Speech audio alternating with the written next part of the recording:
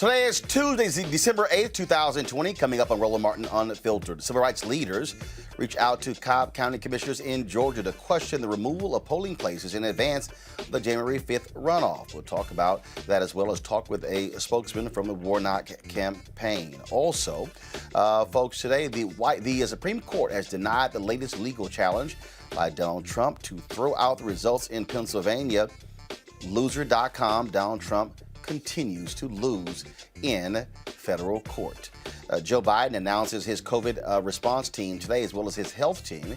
We'll tell you about the African-American woman who has been chosen. Also, on today's show, Politico is reporting that Congresswoman Marcia Fudge of Ohio has been chosen by Biden to be Secretary for Housing and Urban Development. We'll tell you what that means for African-Americans. Also, history is being made at MSNBC, where Rashida Jones becomes the first African-American to lead a major news network. In Tennessee, Brandon Jones is waiting to be executed for his role in a murder, even though 5 of the jurors who sentenced him say his life should be spared. We'll have those details and talk about evil. Donald Trump is looking to execute 5 folks before he leaves the White House.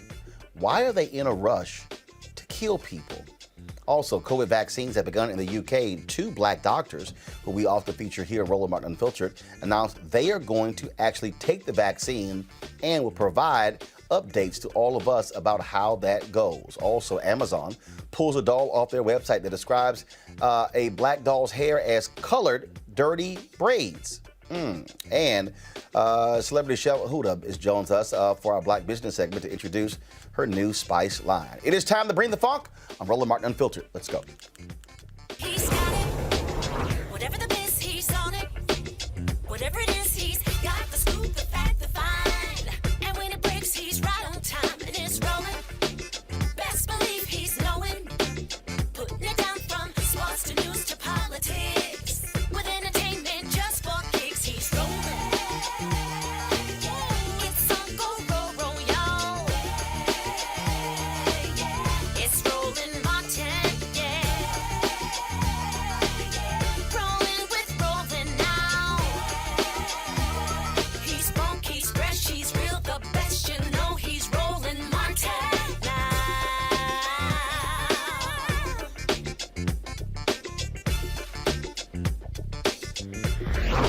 Martin! In Georgia, all eyes on the nation are on that particular state, and folks, already Republicans are playing shenanigans when it comes to voting. Cobb County has announced that they will eliminate over half of the county's early voting locations. Being that many of these locations are in Black and Latino communities, the move will disproportionately affect people of color. Several groups, including the NAACP and the Southern Poverty Law Center, Black Voters Matter, and the ACLU of Georgia, sent a letter to the Cobb County Board of Commissioners and Cobb County Board of Elections and Registration to express their concerns. The letter stressed the importance of early voting accessibility, stating that advanced voting opportunities are vital to ensuring voters can safely, securely, and freely participate in our democracy. The COVID-19 pandemic, which is ravaging the nation, has had extremely harsh effects in communities of color, especially African Americans. And so what they said is that, again, they say it is an untenable option for many voters. Now, activists are hoping Cobb County election officials are going to reverse their decision. Cobb made the decision, they said, because due to the drawn-out proceedings of the November 3rd election, because of also the holidays, they don't have the additional personnel needed to have those locations open.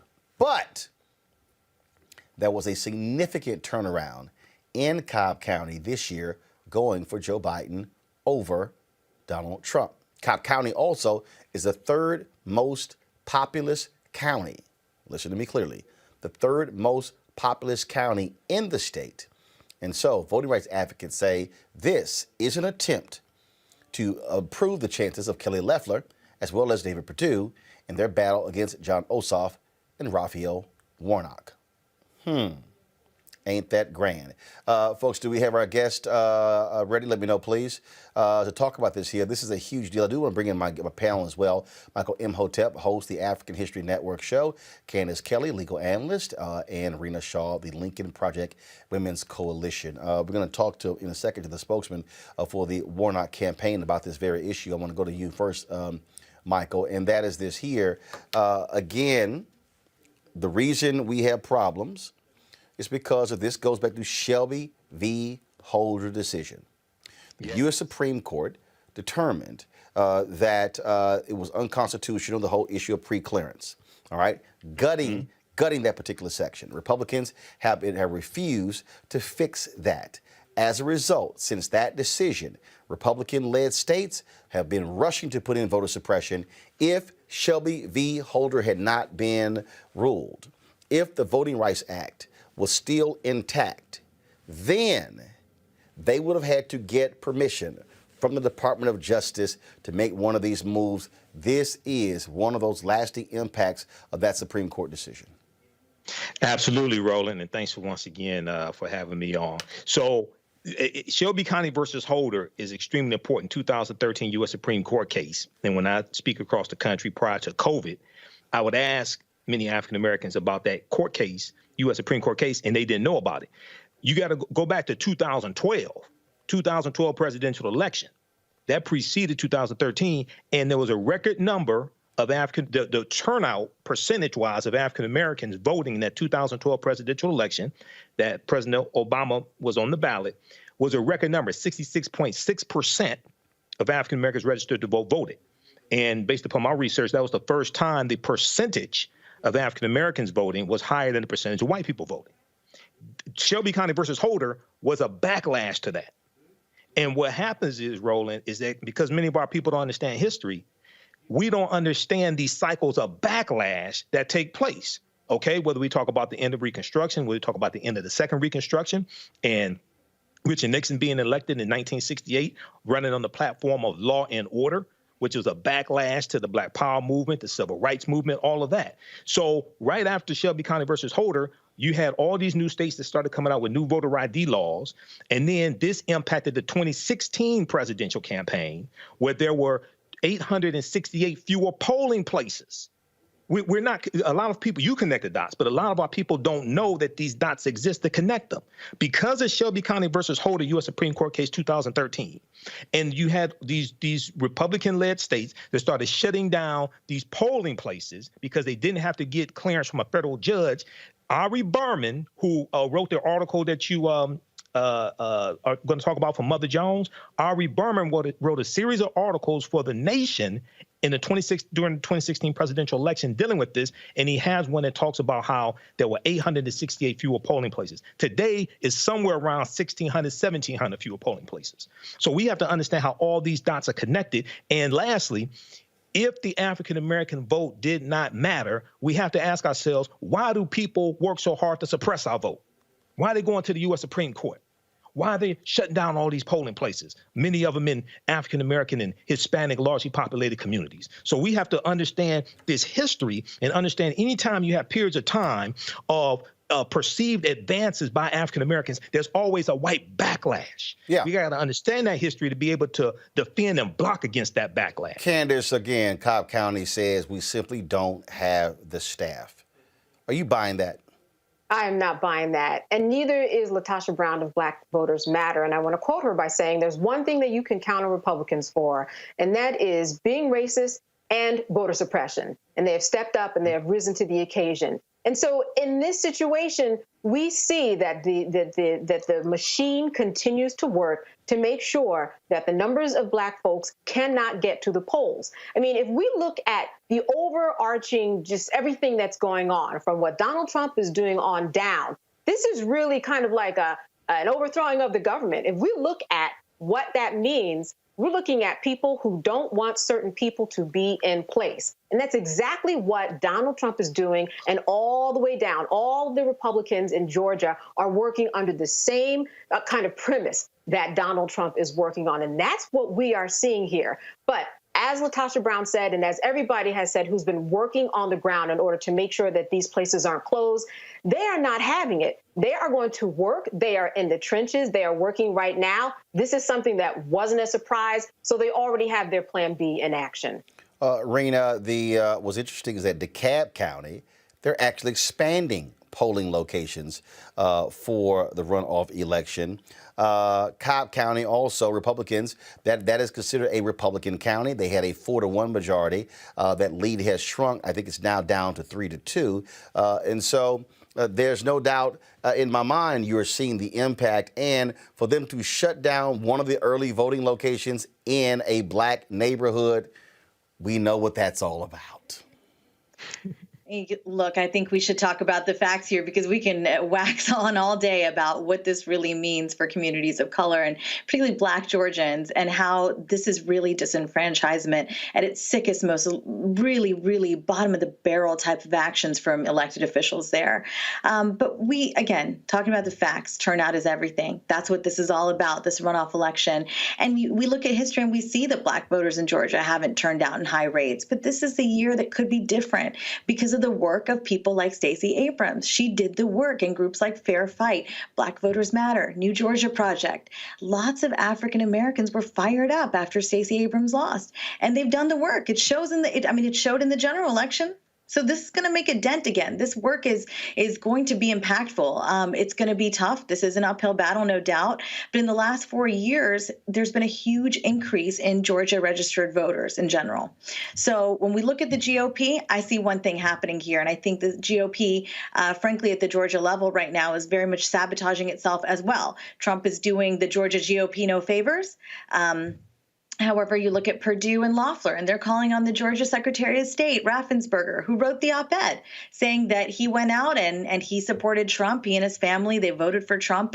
After doing what he did, he suffered the repercussions that Republicans like me suffered long ago. When you fall out of line, it seems like the mob is coming for you. He's had death threats and the most vile things said about his wife. But again, Perdue and Loeffler, are really talking about Raffensperger, and they're calling on him to resign. I think that's a little bit of a sabotage technique. And then they're talking about Trump's lawyers hijacking their campaigns, essentially. So they're telling Republicans not to vote for them. This is again, all goes back to the election was rigged. Right. There's a lot of confusion. So I think maybe that actually does help the case of Democrats in Georgia.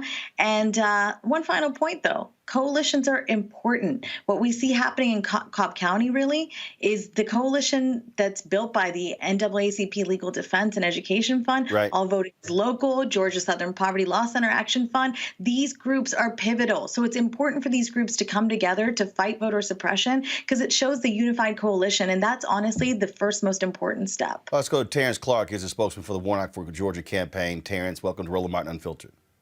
Hey, how y'all doing today? Doing great. This is the Washington Post story here. Janine Eveler, who is the Cobb County Elections Director, she says she simply doesn't have enough trained staff in order to handle these number of polling locations. Quote, we lost several of our advanced voting managers and assistant managers due to the holidays, the workload, and the pandemic.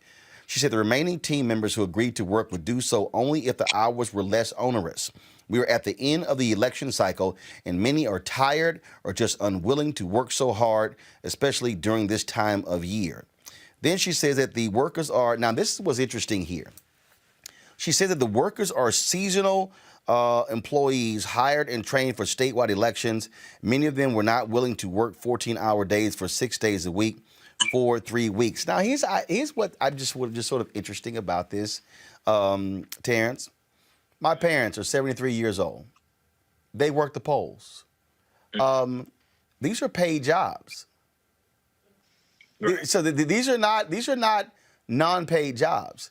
These are actually paid jobs. My experience with people who work elections is that they are seasonal, and so they work those jobs. Are y'all buying this?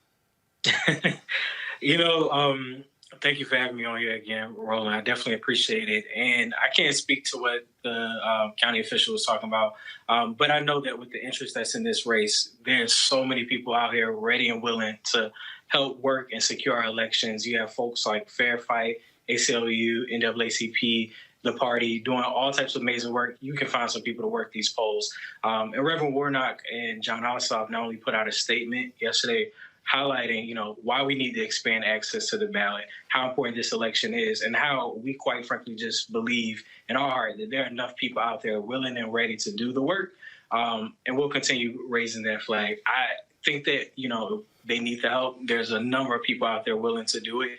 And we've been fighting for voting rights. Reverend Warnock has been fighting for voting rights for years. And I think that a number of people are a little bit suspicious about the intentions behind it. So we're going to continue trying to encourage people to go out there, early vote, absentee ballot vote, do what you can, because we see that there are clearly intentions by people on the other side potentially to limit who has access and where they can vote. 537,000 people voted early for the November 3rd race there in Cobb County.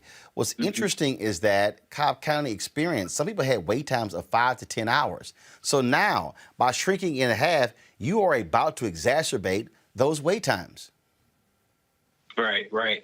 And I mean, I'll tell you from my own personal experience. So I live on the south side. I'm in a place called Henry County. Another suburban areas that's gone from Republican to Democrat, because you have precisely candidates like Reverend Warnock, John Ossoff, Stacey Abrams, who are clearly appealing to a growing electorate. It took me 5.5 hours to vote, and they had all types of machines in that place. So I think that, again, we are trying to expand access wherever we can.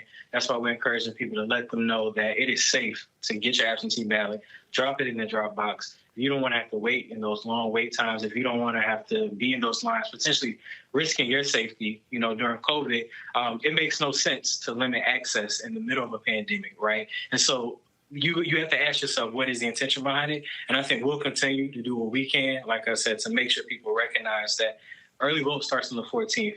Try to get your vote out there. We have so much on the ballot right now, from expanding healthcare to climate change to voting rights in and of themselves.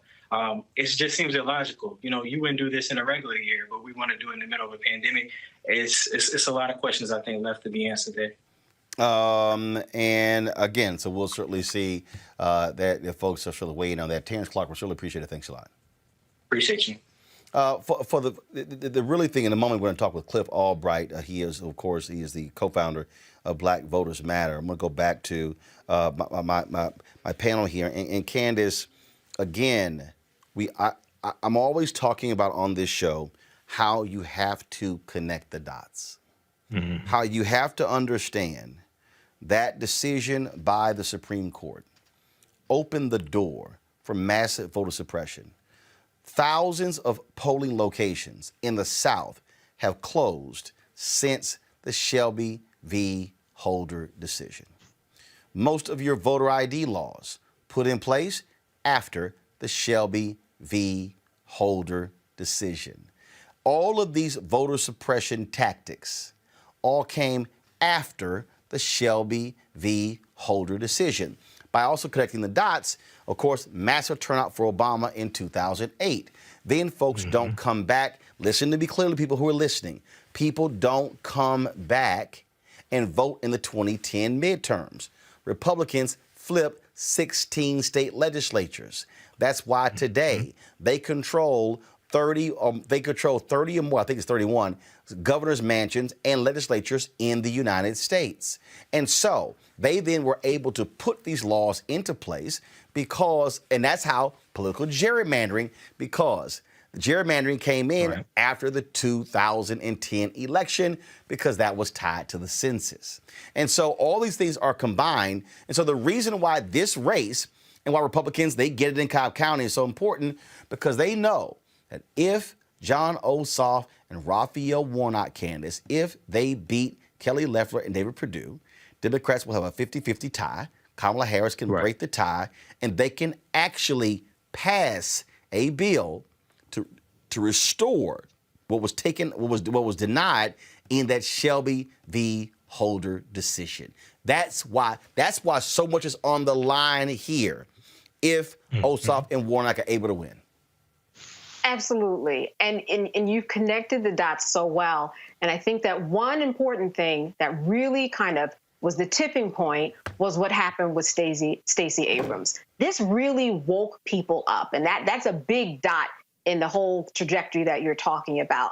People really had their eyes open. And then she put work in, got 1 million people registered, right? We had a lot of people that were surrounded, that got around and made that happen. Also connecting the dots, we have to look at what could potentially happen in the future in terms of what the Supreme Court looks like now, because we know that it's not going to happen there. So we definitely need to look at Congress. As you said, if it's a 50-50 tie, then we've got Kamala Harris to break that tie. So there is a little bit of hope there, but people have become more awakened. We were asleep. A lot of folks were asleep over the years. As you said, these midterm elections, people generally don't think about them. Now, 7 o'clock on CNN, we're sitting at home on a Sunday night watching people down in Georgia because it's just that important and all eyes are on Georgia. I think that people have gotten the message, not only for this election, but for more midterm elections to come and in the future. I think people have finally become awakened. The reason I keep using that phrase, Michael, connecting the dots, is because our people need to understand. Look at what happened in North Carolina when Democrats were able to gain control of the North Carolina Supreme Court.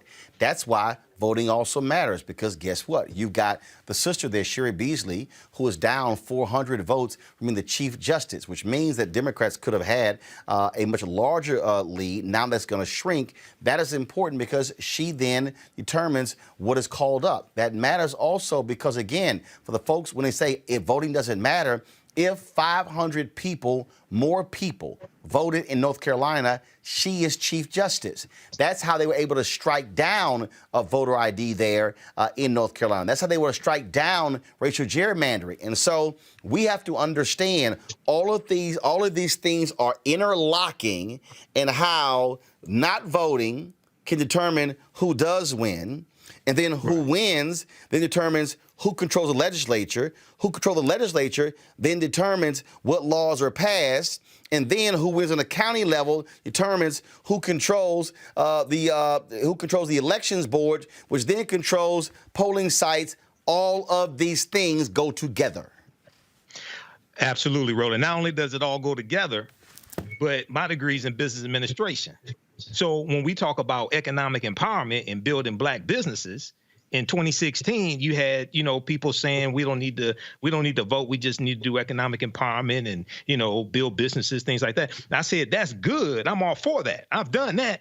But you also need to elect a president whose economic policies are going to protect the economy that your black-owned business depends upon to survive. You also need to elect a House of Representatives and a U.S. Senate that are going to pass laws that protect the economy and are beneficial to your black-owned business, to your family, to your communities, et cetera.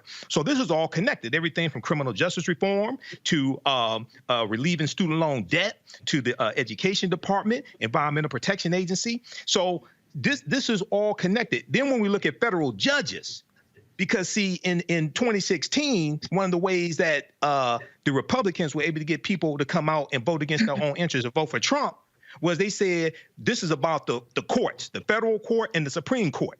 So Trump has gotten, I think it's 225 federal judges now confirmed. Okay, and it pushed through the Senate, and a lot of these nominations are coming from the Federalist Society and the Heritage Foundation, the Federalist Society and the Heritage Foundation.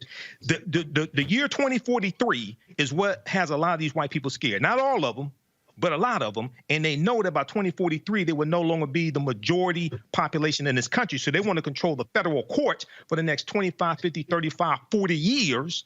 Okay, so this is why even after they didn't pass a coronavirus bill in the Senate, they're still ramming through these unqualified federal judges. This is one of the biggest white affirmative action programs I've ever seen. Go ahead, brother. These are unqualified people. Go ahead. And Rena, I'm going to bring in Cliff Albright just 1 second here. But again, when we talk about how it's all interrelated, this is why we often on this show constantly say you cannot ignore city elections, school board elections, county elections, state elections, federal elections, because what happens in this state election could impact what happens in this county election. What happens in this county election now impacts early voting locations. And so everything is not about the president or U.S. Senate or congressional races. Mm-hmm. Well, Roland, I think back to what's interrelated when you mention that word. By and large, we are a nation made up largely of people that do not want to be inconvenienced. And by virtue of being people who do not want to be inconvenienced, we have fractured ourselves as a society. And that has led to us caring less and less about what happens to our neighbors. So the neighbors that don't look like us, don't think like us, ideologically, ethnically, racially, we are so divided because we have figured out that to be less inconvenienced, we can just shut off caring. We don't have to show up to certain things. We don't have to care about certain things. So our value system is where all this really comes down to. What is in our value system? I think about myself, for example, often when I compare myself to, say, cousins of Indian ancestry and who are the daughter or sons of immigrants like my parents. And so I think about that, and I think that it actually started at home for me. My dad got me really civically involved, got me caring about what happened in our government, not just because of my family's origin story, but literally because it was something that he weaved into our nightly dinner conversations. And he made time on the weekends to take me to an NPR event, for example. I learned what National Public Radio was at a very young age. And so it became ingrained in my family's value system. And therefore, it became something that was just natural to me when I was 18.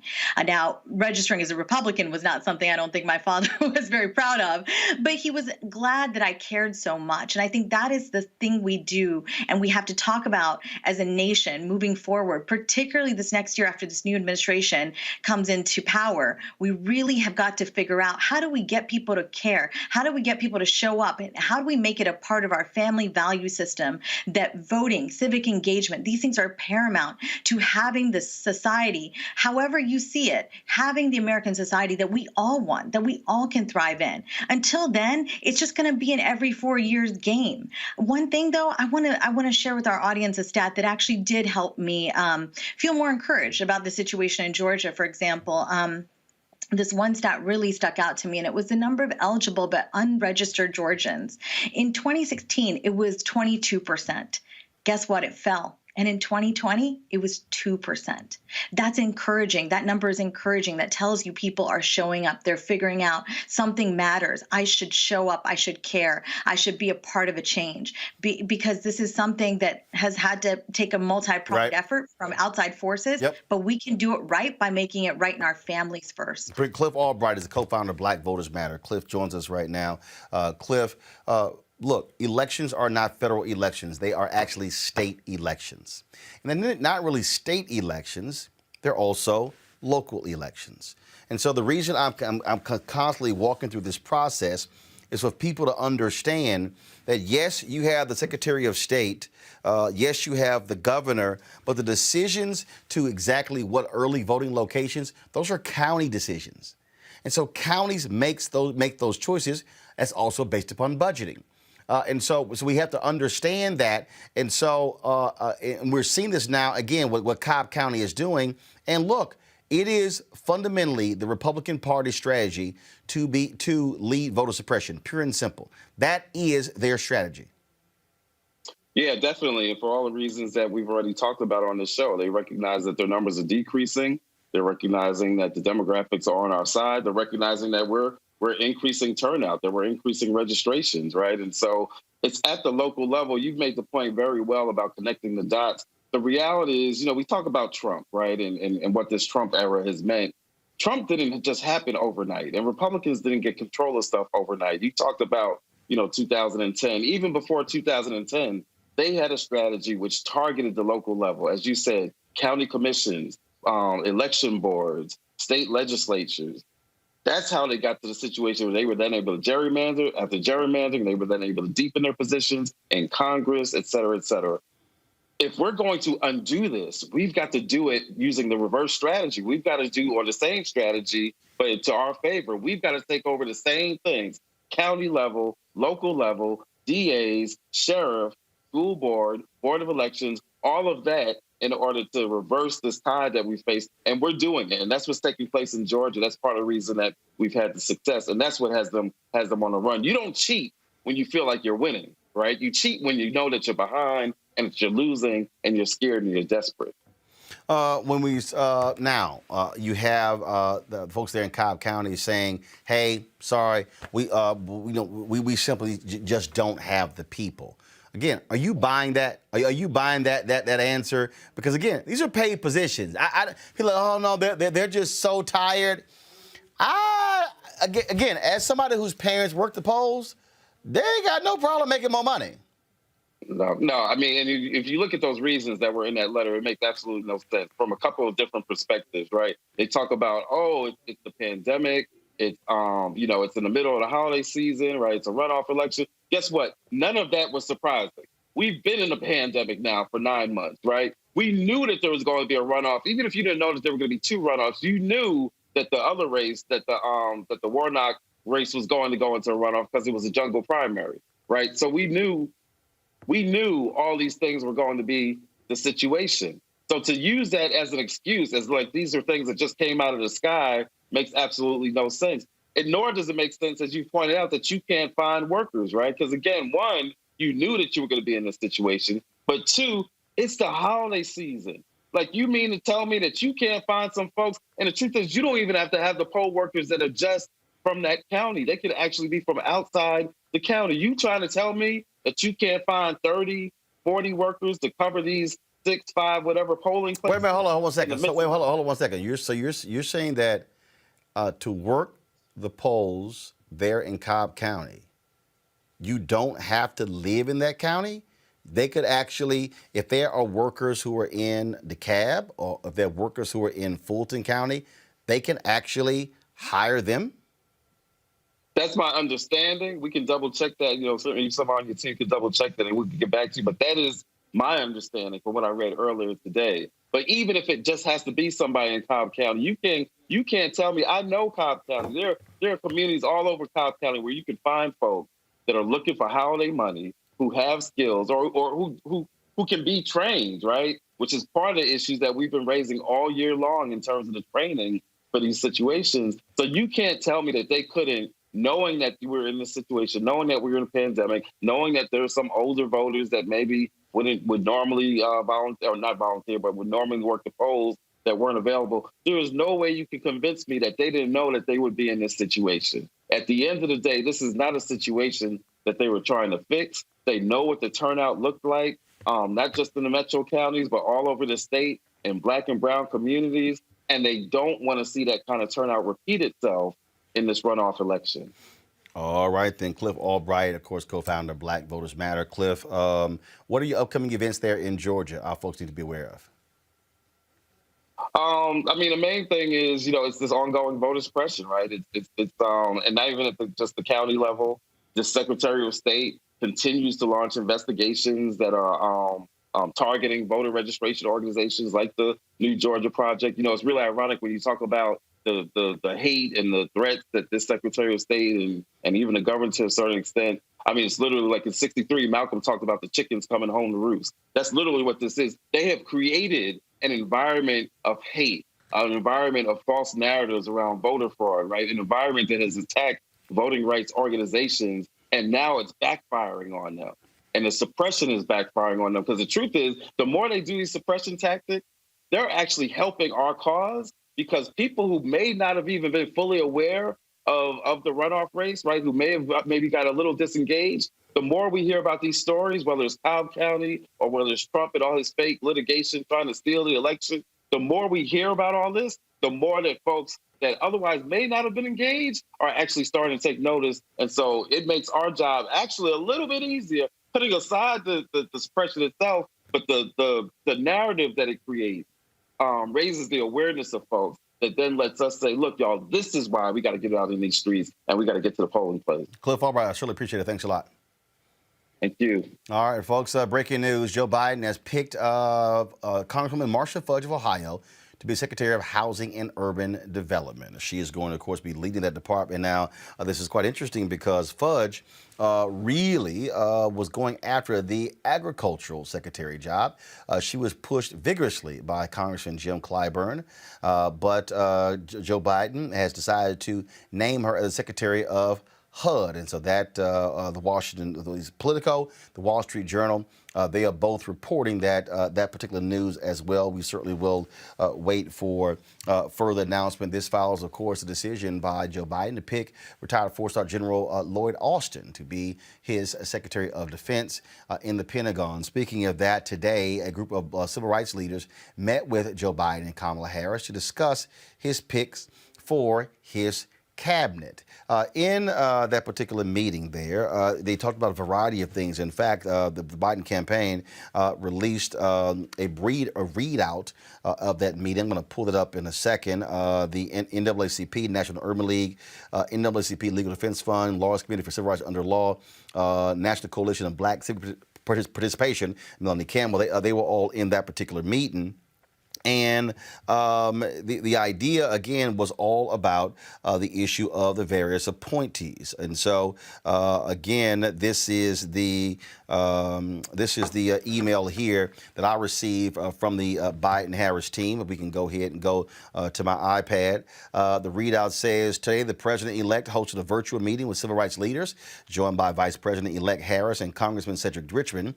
President-elect Biden thanked the leaders for meeting with him for their support and counsel over the years and expressed the desire that this was the first of an ongoing relationship with this administration. They discussed their joint priorities, including advancing racial equity across the board, enforcing civil rights, and assembling a diverse White House and cabinet that represents America. They expressed the need to make sure the public knows the historic nature of many of the president-elect's diverse nominees and the need to galvanize the community around making sure that the Senate confirms them. The president-elect was joined by Melanie Campbell, President and CEO, National Coalition on Black Civic Participation and convener, Black Women's Roundtable, Kristen Clark, President Executive Director for the Lawyers Committee for Civil Rights Under Law, Sherlyn Ifill, President and Director Counsel, NAACP Legal Defense Fund, Vanita Gupta, President and CEO, the Leadership Conference on Civil and Human Rights, Derek Johnson, President and CEO of the NAACP, Mark Morial, CEO of the National Urban League, and Reverend Al Sharpton, President and founder of the National Action Network.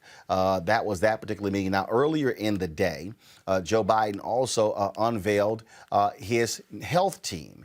And one of the folks who he named to the health team there, of course, he picked, you see Dr. Vivek Murthy, who is returning as a Surgeon General. You also have of course, one of the leaders in California is going to become Secretary of HHS. And so that's the team right there. But you see his COVID task force chair, Dr. Marcella Nunez-Smith, who was picked. This is what she had to say today. Mr. President-elect, Madam Vice President-elect, thank you so much for this opportunity to serve the American people.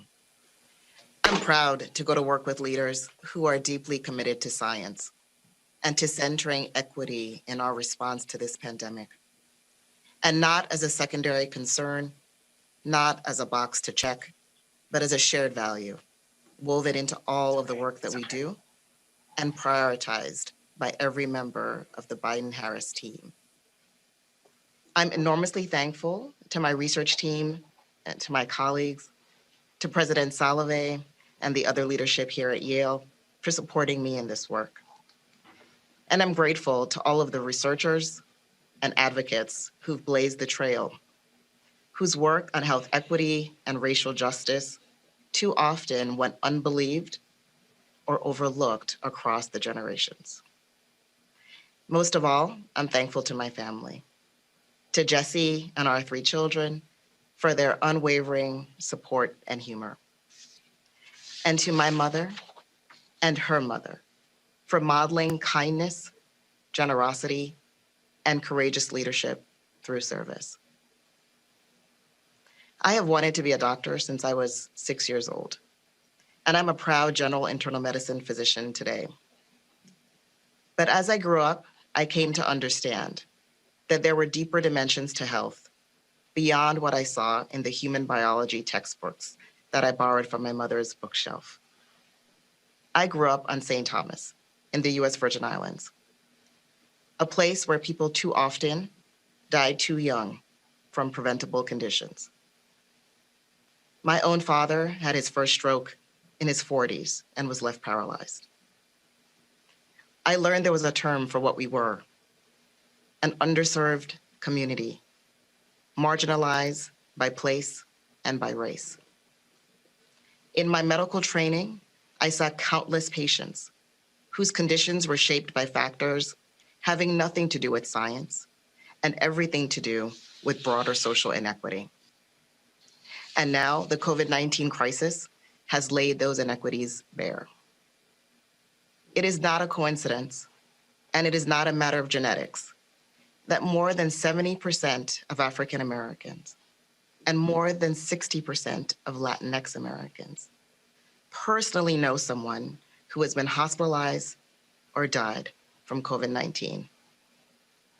The same disparities ingrained in our economy, our housing system, our food system, our justice system, and so many other areas of our society have conspired in this moment to create a grief gap that we cannot ignore. It is our societal obligation to ensure equitable access to testing, treatments, and vaccines, equitable support for those who are hurting, and equitable pathways to opportunity as we emerge from this crisis and rebuild, including for those most marginalized communities, the undocumented, the incarcerated, the homeless.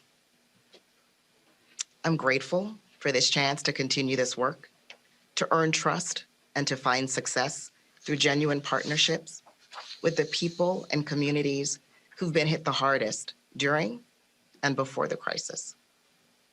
On this team, you will be heard, you will be counted, and you will be valued. Thank you. Smith is a professor at the Yale School of Medicine and the founding director of Yale's Equity Research and Innovation Center, and she will serve as the COVID-19 Equity Task Force chair. I want to go back to my panel. I want to talk about these various appointments and also the meeting with civil rights leaders there. One of the things, Candace, that if you look at the group there, I mean, those are the traditional civil rights groups. I have made the point that we should there should be more groups there as well. I think there should be an additional meeting, a meeting with Black Voters Matter, with Until Freedom, with other upstart organizations, not just the traditional civil rights organizations, to present a much broader Black agenda. Your thoughts? Absolutely. First of all, I want to say that I just loved everything that Marcella said. And I think that that opens some doors for people to really understand and see Black women in a new light, because many times they're just underexposed. But certainly we need more meetings so that people can understand what we are talking about, what is important in the Black community. One way that you find that out is you bring them to the table. And you don't bring them to the table just once for some type of a media event. You make them part of things that are going on. They have to be integral so that as things change, as things grow, as subjects come about, there can be people there who can guide them on what's really going on at the bottom, and what they need to know. They certainly know what people are thinking about at the top, but it's the people at the bottom and the middle before you get to the top that really want their voices to be heard. So it's not just enough to stop at this one meeting or to have 2 or 3 meetings. And as we know, Biden, when he made his acceptance speech, or when he declared and said, okay, yes, when it became about that he was declared president, he said, hey, African Americans have always shown up. And that is the truth. And now he has to show up, make some types of rules and make some type of agenda to make sure that we're at the table, because we showed up for him and now people are waiting for him to show up for us. Also, just before we continue the conversation, a bit of breaking news is here. The U.S. House just passed the Defense Authorization Bill. Donald Trump has threatened to veto that particular bill because it renames Confederate bases, as well as he wants to go after tech companies. It passed with a wide margin, meaning that if he does indeed veto it, they could actually override his vote. We'll see what happens with the Senate, and then if he does indeed go through with this threat to veto that bill. So just letting you know that. Michael, I'll go to you again. Look, I get the civil rights groups wanting to meet with him about appointments. That is critical. There are other positions, You know, there are other positions Attorney General. that come up that as he begins to feel it out. I've seen that the two people leading contenders for Attorney General are federal judge Merrick Garland and then former Alabama Senator Doug Jones. Doug Jones. I argue, frankly, that if it's down to Merrick Garland and Doug Jones, he should pick Doug Jones. Why? Don't take Merrick Garland off the federal bench, the D.C. Circuit, knowing full well when you don't know if you're going to have a 50-50 tie in the United States Senate. Don't let Mitch McConnell control the process as to who actually gets picked to fill that particular seat. That's just my view there. Your thought? Go ahead. Well, no, I agree with that. And when I heard Doug Jones was in the running, I remembered when you had him on the show a few weeks ago, and we talked to him, and it was right before the election, and he ended up losing the election, but he could end up becoming Attorney General. So the meeting that the civil rights leaders had today, I think, was crucial, and I think some of our people don't understand the long game that they're playing. What they're saying is we're not going to wait until all the decisions have been made and then complain about the decisions. We're going to use the leverage we have now while they're while the planning process is taking place to push our agenda. Okay, which is absolutely correct. The other thing is, I think it would be good also for the newer organizations and things like that to have a meeting also. So I think the way that people are approaching this and the way a lot of the civil rights organizations are approaching this, I think is different. And you may correct me if I'm wrong on this, Roland. I think is different than how they did with President Obama, but I think they learned a lot from President Obama, because I remember you and I talked about this before. It wasn't until August 2013 that they presented President Obama with an agenda, a black agenda, quote unquote black agenda. It's about a 33-page black agenda. I have a copy of it. Okay, that was in the second term. Okay, but you talk about how the LGBT community presented him with about a 54-page agenda within the first 60 days of his first term. Yep. So I think many of us are learning from past mistakes and things like that, whether it's intentional or just something new. He was the first black president, but he was the 44th president in general. So I think this is good so far, but I think it's important to keep pushing. I want to see who's going to end up Attorney General, but also who's going to end up as Secretary of Agriculture. Secretary of Agriculture is extremely important. The second largest budget in the federal government. Again, always follow the money. That's what you always have to do there. One of the things that I hope after he makes his DOJ pick, I really hope, Rena, that when it comes to running the Civil Rights Division, that Kristen Clark, someone like her, the Lawyers Committee has chosen to run that. No woman has ever been confirmed for the position. Vanita Gupta was the acting leader of that division, but was never confirmed. That's a confirmed position. And so no woman in history has ever been confirmed by the Senate to lead the Civil Rights Division. To me, that would be a great pick to have someone like Kristen Clark restoring the integrity of that division, which has been completely decimated under Donald Trump.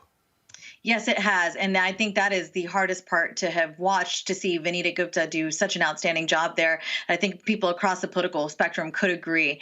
We need to be having these conversations about what civil rights is in the year 2020, 2021. I mean, with the Kamala Harris coming in to the VP position, this presents a really robust opportunity for the administration to not just say, hey, we're going to do things differently than the previous administration. These are the wrongs we're going to fix.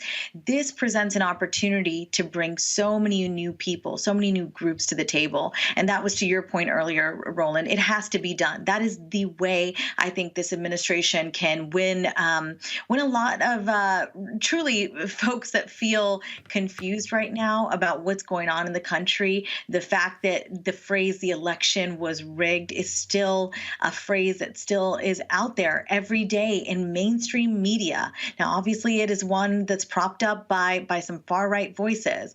But I think the unification that the Biden-Harris campaign talked about can really happen in the place of truly criminal justice as well. And Kristen, having been on the show numerous times, talking about a variety of issues in which she and her colleagues have done the work to stand up for Black communities that have truly borne the brunt of our federal government's inadequacy, its incompetence in creating a judiciary that serves all Americans. It's much like medicine. And on this show, I've talked about often how I'm married to a physician, I'm the daughter of a physician, I'm the sister of a physician. So I've learned certain things. And one thing that stuck out to me at a very young age as a brown girl growing up in Appalachia is when my mother, a lawyer, who actually explained to me why I was taking a different dose of Tylenol, because my body metabolizes it differently than a white person's body. When you look at clinical trials, who are largely the participants? Who are these drugs usually formulated for? White people. So communities of color, we've been left out for a long time, whether you look at healthcare or legal, a number of sectors are going to be, I frankly feel, unified by this administration. They're going to address some of the systemic racism that is apparent and obvious in so much of American life. So I'm definitely encouraged. I'm hopeful. That's my tone all the time these days, because we have a President-elect Biden. We have a VP-elect Kamala Harris that have their transition team boasts a largely female staff, and 40% of people of color on this transition team. That is really huge. We should feel good about it because, as you've always said, Roland, I really love this about you, because we need to continue to awaken our fellow Americans to the very facts. And the fact is, if we don't have more people of color in mid-level roles, in sort of senior roles, how do we ever get them to the top? There is no pipeline. So it's good to name people to the top. We need to do that, but we need to create the pipeline for people of color as well. And I think this administration is well suited to do so. They're already laying the foundation for such. Folks, of course, other news. The Supreme Court weighs in on the campaign. We might as well play this. We only have 40 some odd days left to play this, so go right ahead.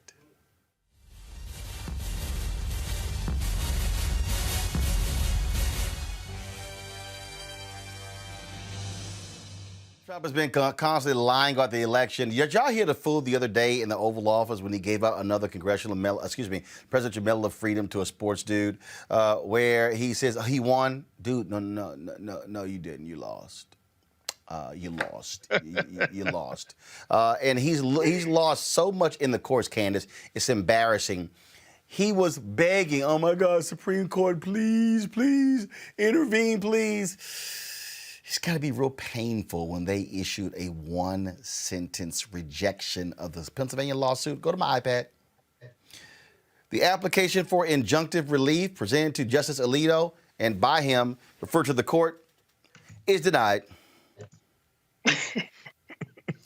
That's it. It's one line. They have lost in state after state after state. It is embarrassing to watch these fools. And again, he's been begging. He's been calling Republican leaders in Pennsylvania, please, please, begging them to overturn the election. For somebody who talks about stealing the election, they literally are trying to steal it. They are begging people to overturn the will of the voter. You got this dumbass Ted Cruz who's saying that oh, no, I'll argue the case. I'll argue the case before the Supreme Court. See, the only way you kind of get to argue the case before the Supreme Court is if there's actually a case. A case. There is no case, and you know what? I just for the sake of it, just for the hell of it, myself, Candace. Let's just go ahead and just listen to the whining of the right. Just listen. Now, with more surrounding the legal battle out of Pennsylvania, Senator Ted Cruz. Senator, let me applaud you because you have offered to step up. I have said from the beginning, if you're looking at the constitutionality of what the state legislature in Pennsylvania did, it directly contradicts the language in Pennsylvania state constitution. Now, that to me is a slam dunk case the Supreme Court should take. You're now willing to argue that, which, by the way, let the record note, you have won cases in the Supreme Court. Well, that's right, Sean, and it's good to be with you this evening. We're seeing across the country lawsuits that are challenging voter fraud, that are challenging irregularities in the election. And in Pennsylvania, this appeal to the Supreme Court raises very serious issues. It raises pure issues of law. And I believe the Supreme Court should choose to take the case. I think they should hear the appeal. And as you noted, the legal team reached out and asked if I would be willing to present the oral argument if the court took the case, and I told them I'd be happy to, because particularly at a time when this country is so divided. Candace. Yeah. They got crushed. They got crushed in one sentence. And when you look at all of the facts, what we're looking at basically is a frivolous lawsuit. I mean, if you're going to go to court, you have to have something that you are arguing with facts that make sense, that could be decided one way or the other. Here's the thing. The decision has already been made. When the Constitution says we the people, guess what? We the people. And we have voted, and we have already spoken. So we have about 250 lawsuits across the country, and they keep being defeated. None of them have won. He's trying to create this narrative because he just doesn't know what to do. Frankly, we know that he's probably very scared because once he is out of office, he's going to be facing more lawsuits of his own that do have standing and that are not frivolous. At the end of the day, he probably owes the court some money because he's wasting people's time. Supporting this type of evidence or non-evidence to go through the court system, and it doesn't make any sense. They're just frivolous. There's nothing behind it, nothing evidentiary to support. I am loving the complete, just how the right is unhinged on this, Rena. I am, in fact, Lou Dobbs has completely escaped any reality. Oh, yeah. Okay, this is this fool last night, y'all, with Stephen Miller on his show. I just want to, you know what? I really should play the crazy ass white people stinger right here. I really should, because this, just, if y'all want to see Looney Tunes, watch this. Americans do nothing, Stephen. Nothing. It's an outrage. Is wrong? Well, what's wrong with the Republican Party? Where is the outrage? It's really on the tens of millions of ballots. Where the hell are the Republicans? No signature checks. Where the hell are the Republicans? You're right, Where Lou. are they? Tens of millions of ballots nationwide, no signature checks, no citizenship checks, no residency checks, no age checks, no criminal record checks, not even checking if you're alive or dead. Are we a third world country? Are we a banana republic? What does it come to? If you count only legal ballots from U.S. citizens, let me tell you what this president gets 4 more years. Let me, and you know, from your lips to God's ears, the reality is that this president right now is fighting, and let's be straightforward about it. He's fighting all alone. And Ted Cruz has stepped up to say he'll argue before the Supreme Court. Why in God's green earth wouldn't the White House jump on it? Why shouldn't they accept that right now? And I'll just say this one other thing, though. If 3 state legislatures I just outlined, one correction in Wisconsin. No, Stephen, I won't let you say. I'm not going to let you do this. I'm not going to let you do that. I'm not going to let you do that. I ask a question. You and I, we're reasonably smart and decent fellows. Why don't you answer me? That's all I'm asking here, Stephen. Why don't you guys jump and salute Ted Cruz and say, yes, we want you on the team now? My God, this is not a time for internecine nonsense on the part of the Republican Party, which is watching its blood drain into the streets because they're gutless. I just got to play one more, y'all. He literally, so Mark Elias is one of the attorneys who's been whooping their ass in court. I mean, first of all, numerous people have been kicking their asses in court, okay? Lawyers committed for civil rights under law, many others. Listen to Lou float this one, y'all. I just got to show y'all crazy. I just got to show y'all. Watch this. Mark Elias, why don't you guys put together $500 million and go hire him and get him out of your way? Mark Elias. Why don't you guys put together? Wait a minute.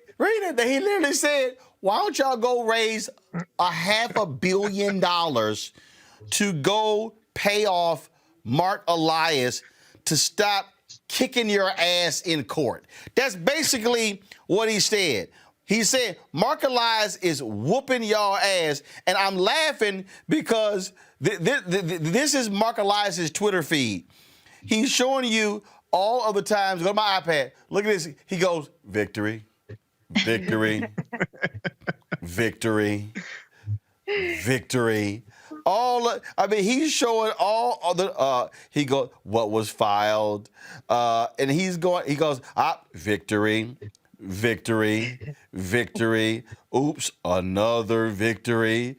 And he's just going on. And this is what he tweeted to what he said. He said, I decided to turn down the money and keep my soul, but find out what Lou Dobbs thinks is worth $500 million and sign up for my free email newsletter. Rita, go ahead.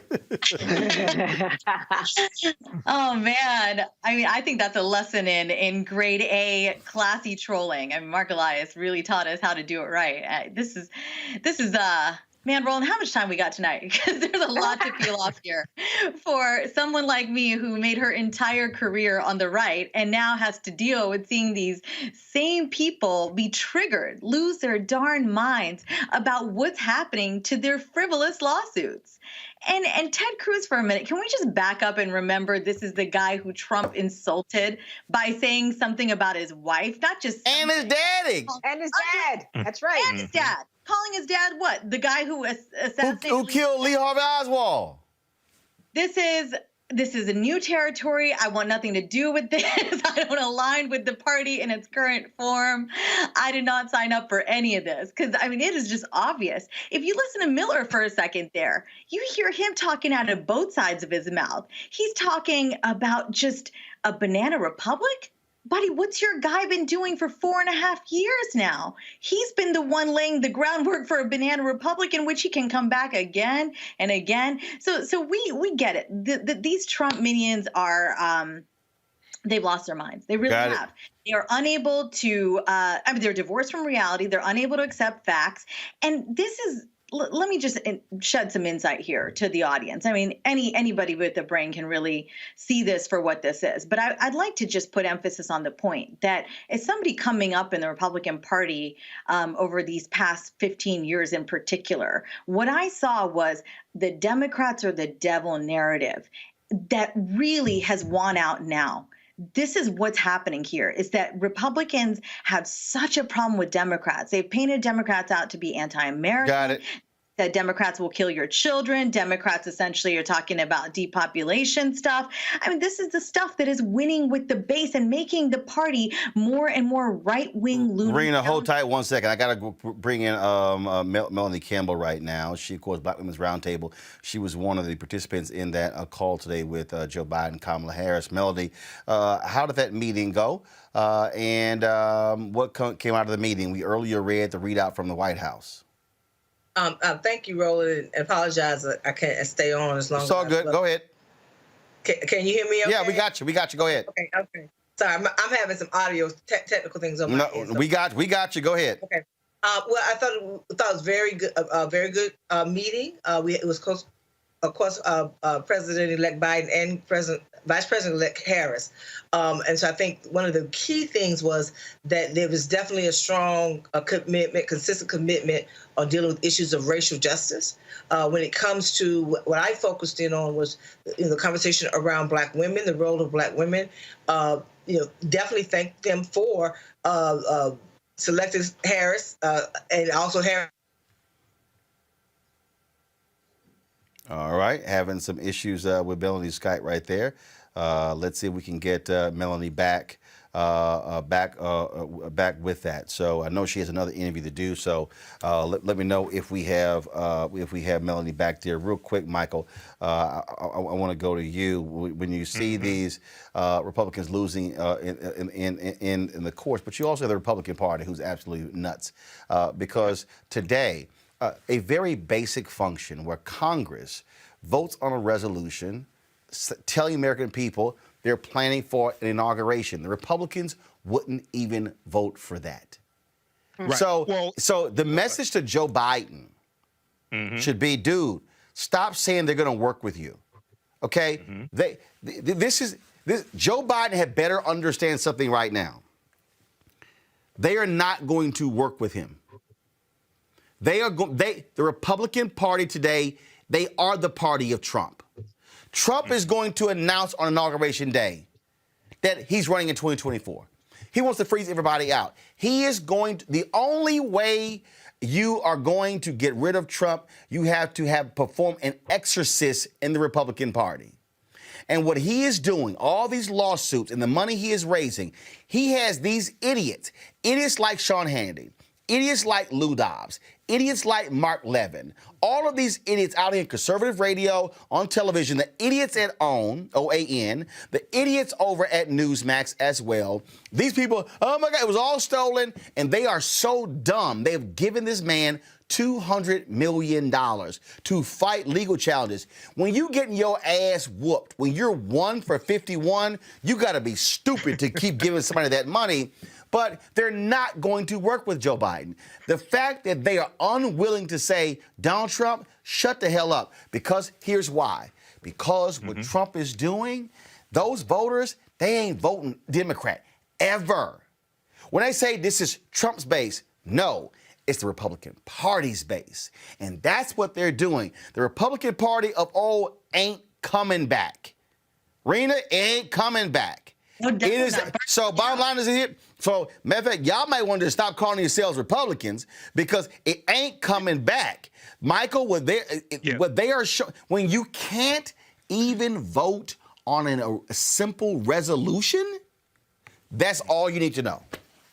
Well, these are a bunch of cowards. But see, on my show, Roland, I talk about how these Trump supporters who keep donating money to so they can file these frivolous lawsuits. These are people who have not realized that wrestling is not real. This is who they are appealing to. And when you look at wrestling, everybody's in on it except the audience. See, the announcers, the managers, the people in the ring, everybody knows it's fake except the audience. Now, one person who donated $2.5 million to these frivolous lawsuits has realized that wrestling is not real. His name is Frederick Eshelman. He donated $2.5, TheGuardian.com and Business Insider got an article on this. We talked about this on my show. Trump supporter who gave $2.5 million to fight election fraud wants money back. He's suing them to get his money back because he realized wrestling is not real. So they have to keep going with the bit. They got to keep going with the bid line. That's what Stephen Miller was doing. He knows it's time to call the Jim James, Paul and Tyrone Moving Company. He knows he got to leave January 20th, 2021, but he has to go with the bid. So personally, I got no sympathy for them. They're suppressing their own votes in Georgia. They can't figure out whether they're going to turn out or not turn out or whatever. They can't figure out which line Republican to listen to. So personally, this is the chickens coming home to roost. Okay, what we got to focus on January 5th, 2021, we got to focus on voting for Raphael Warnock and Ossoff. So that Democrats, and I'm neither Democrat nor Republican, but I sure as hell ain't stupid. I see whose policies are most beneficial for us and who's blocking those. So Democrats control the Senate, and we can push these bills through and push these Republicans out. I need everybody who is watching right now, all of you who are watching on YouTube and Facebook and Periscope, I need you to understand what we are about to go through. I have been warning you about this. 2009, I said, we're living in the age of white minority resistance.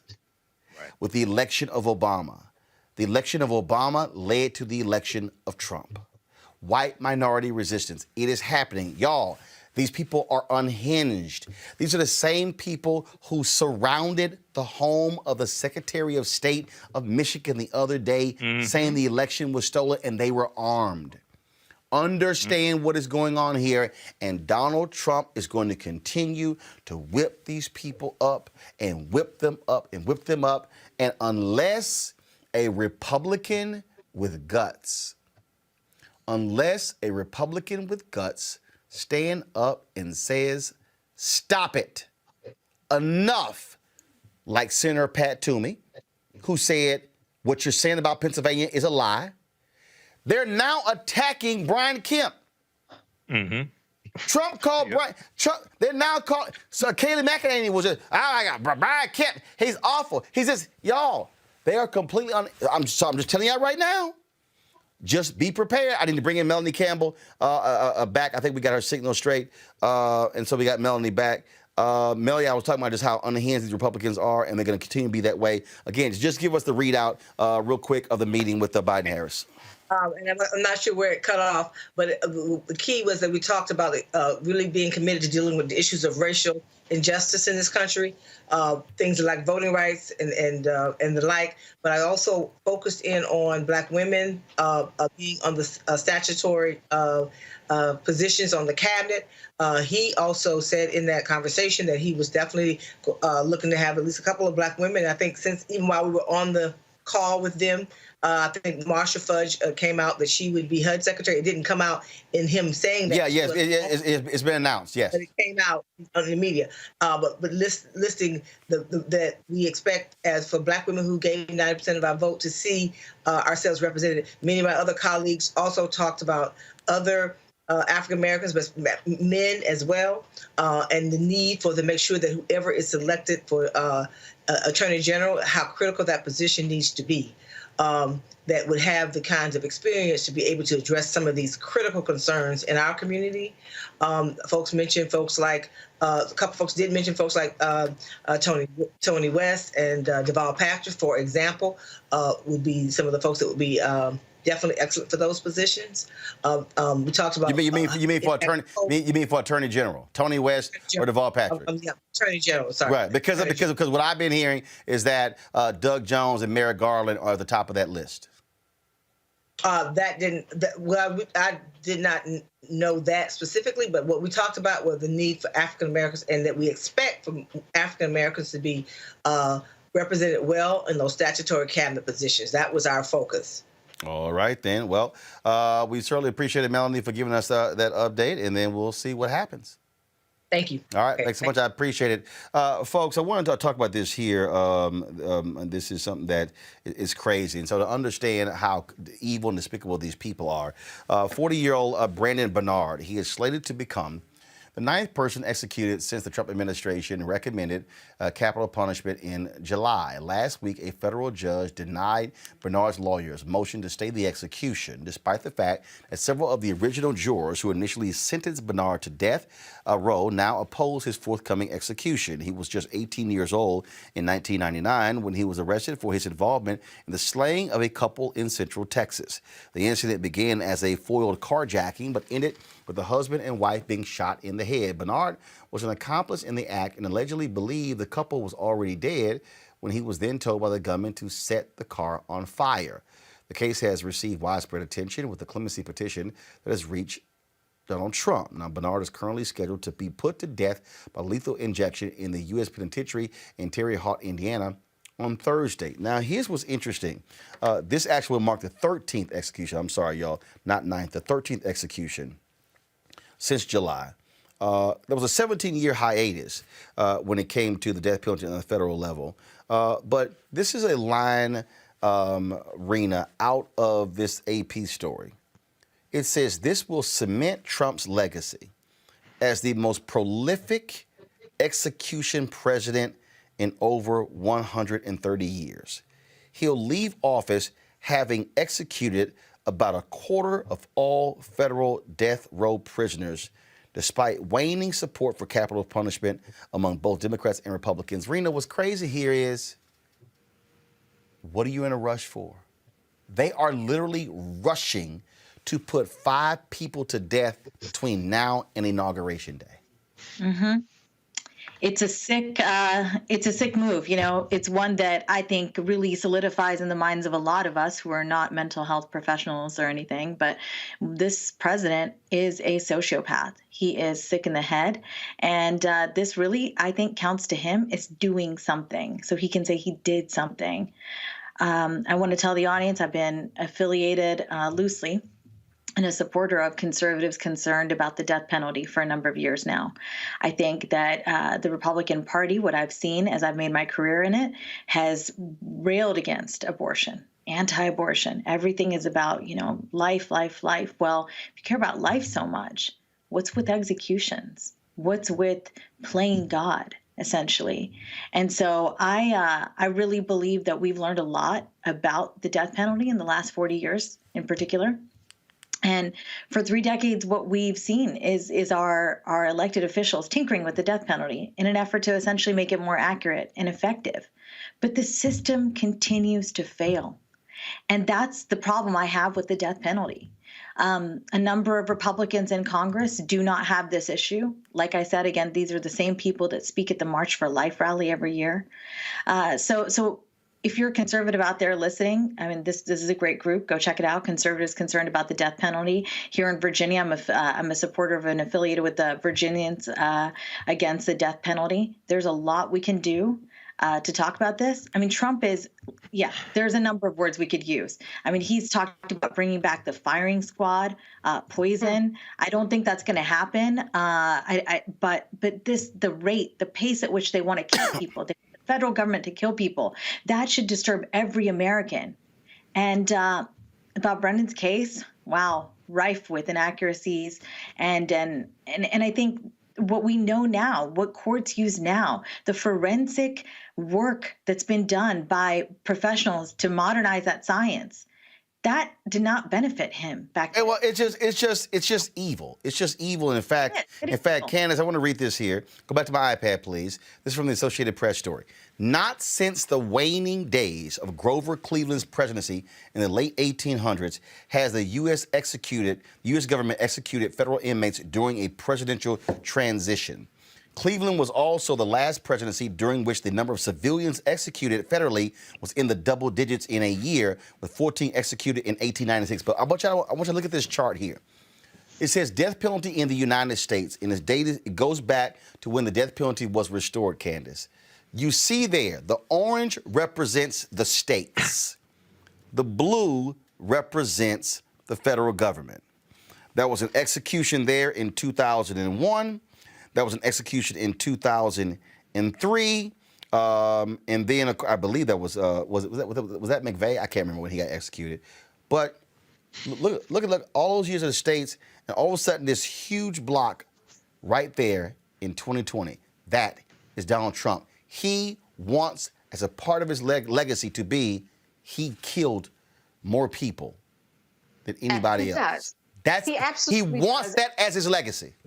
He does. And we can also blame Attorney General Bill Barr, because he supported this and said that, yes, this can happen. It can happen quickly.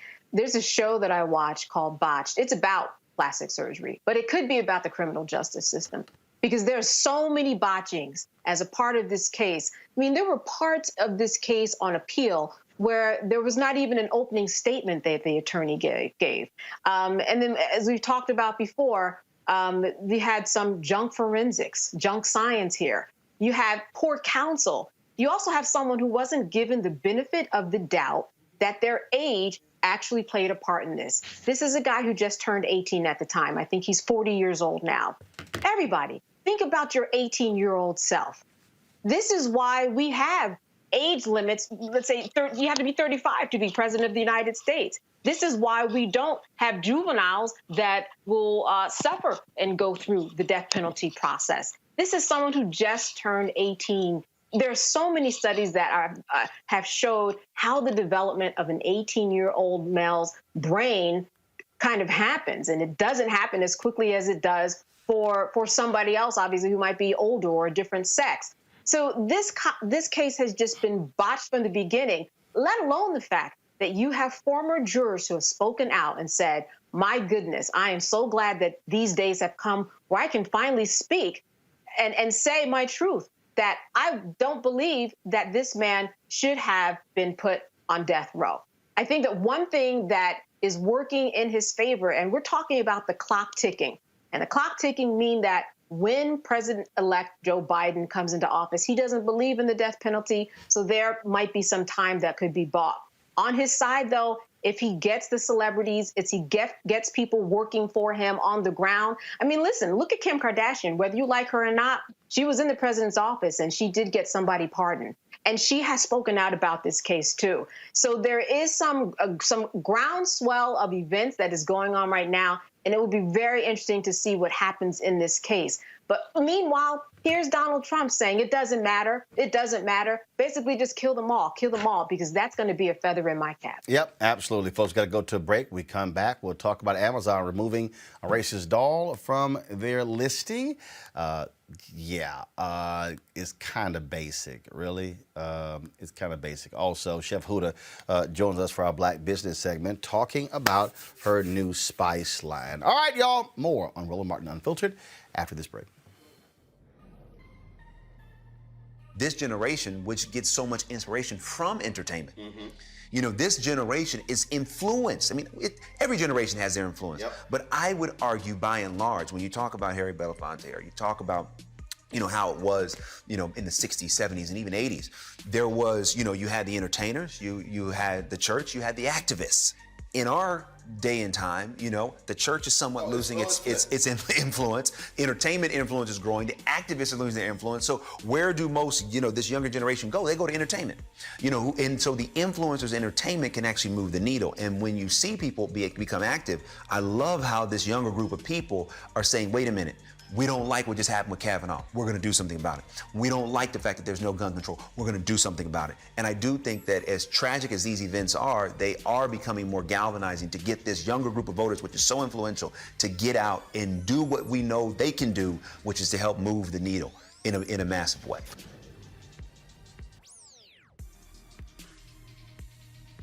Neighbor as yourself. It's a value we all try to live by, but in Washington, it's been forgotten. It's clear our politics are broken, overcome by a selfishness that rewards money and power, leaving far too many of us out of the conversation. I'm Raphael Warnock, and I see you. I see too many communities left behind, too many hardworking people ignored. I'm running for Senate to be your voice. That's why I approve this message. We're at Mom's Kitchen in Preston, Georgia. It's a family business. I enjoy making people happy, giving them a good meal. But since COVID, we had to close our main dining room. We lost all of that business, and we used to do a lot of caterings. We can't do any of that anymore. David Perdue knew what was about to happen. He was getting classified briefings about the pandemic. But instead of him being concerned about us, he off selling stock. We had no idea we'd have to close our businesses off. We'd lose caterings, and so many people died. And then when we needed help the most, he fought against the stimulus checks and to cut unemployment insurance. Perdue needs to come out and Ossoff in. Early voting starts December 14th. You gotta make a plan to vote. I'm John Ossoff, and I approve this message. Who stood behind this pulpit was opposed by the powerful and wealthy. He was called a communist, that he hated the police and his movement would destroy America. They attacked his personal life and distorted his policies. Sound familiar? It should. The hateful voices of old Georgia are back. They attacked Reverend King. Now they're attacking Reverend Warnock. It's disgusting. It's wrong. But with Mitch McConnell and Kelly Loeffler, it's no surprise. The Lincoln Project is responsible for the content of this advertising. Well, when you start thinking about the history in this country of voting rights, one of the things that people don't like to talk about was when you had Susan B. Anthony, who was battling Frederick Douglass. When you talk about the women's suffrage movement, there was some races in the women's suffrage movement. Yeah, that was real. And these races did not like the fact that black men got the right to vote through one of those Reconstruction amendments. I thought about that when I saw this story, where this was in Politico, and go to my iPad, please. Biden's Pentagon pick frustrates women who sought a different history maker. The story talks about all these women who felt that Michelle Flournoy should have been named as the Secretary of Defense. She served in a key role in the Pentagon under President Barack Obama. They keep saying this was the second time because they said she was passed over had Hillary won. Well, she wasn't passed over. Hillary Clinton didn't win. So she wasn't passed over. But the thing here is, and you got folks in here who are quoted as saying that, yeah, you know, look, we know General Lloyd Austin was picked, but. You know, and yes, he's the first African American. That's historic, but they really wanted a woman to be picked for this job, and so this is one of those things that okay, fine, Michael, let's just break this thing down. If we want to talk about it, politics are about the spoils go to those who win. 55% of white women voted for Donald Trump. 90+% of black women voted for Joe Biden.